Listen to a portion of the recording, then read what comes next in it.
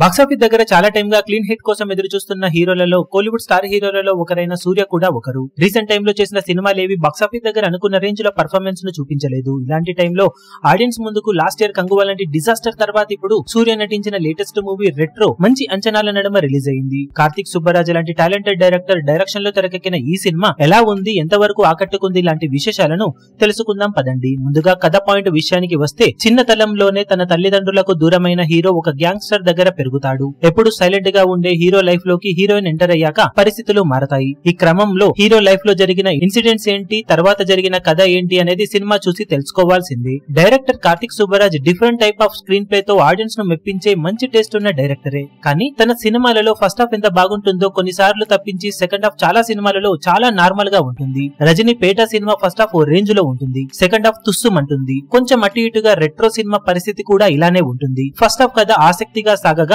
సూర్యకి చాలా టైం తర్వాత మంచి కంబ్యాక్ మూవీలా అనిపిస్తూ మంచి హై మూవ్మెంట్స్ తో ఇంటర్వెల్ కార్డ్ పడుతుంది. ఇక సెకండ్ హాఫ్ ఇదే రేంజ్ లో ఉంటుంది అనుకుంటే కథ ఎటు నుండి ఎటో వెళుతూ అంచనాలను అందుకునే విషయంలో వెనకడుగు వేసింది. సూర్య మరోసారి తన పర్ఫార్మెన్స్ తో ఆకట్టుకున్నాడు. యాక్షన్ సీన్స్, హీరోయిజం సీన్స్ అన్నింటిలో తన మార్క్ చూపించి మరోసారి సినిమాను కాపాడే ప్రయత్నం చేశాడు. కానీ కథలో దమ్ము లేకపోవడం, సెకండ్ హాఫ్ ట్రాక్ తప్పడంతో కథ ఎటు నుండి ఎటో వెళ్లి నిరాశపరిచింది. పూజా హెగ్డే రోల్ పర్వాలేదు అనిపించగా మిగిలిన రోల్స్ చేసిన వాళ్ళు తమిళ్ ఫ్లేవర్ మరీ ఎక్కువగా అనిపించింది.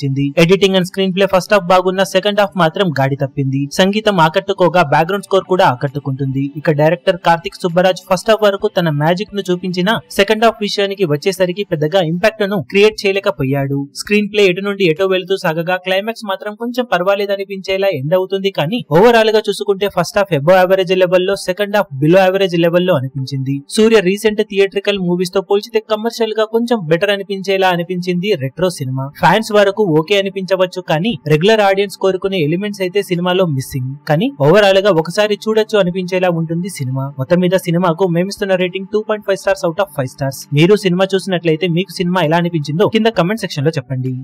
ఈ వీడియో మీకు నచ్చినట్లయితే లైక్ చేయండి, షేర్ చేయండి, ఛానల్ ను సబ్స్క్రైబ్ చేయడం మాత్రం మరవకండి. ఏ చిన్న అప్డేట్ ను మిస్ అవ్వకూడదు అనుకుంటే బెల్ ఐకాన్ ను ప్రెస్ చేయండి.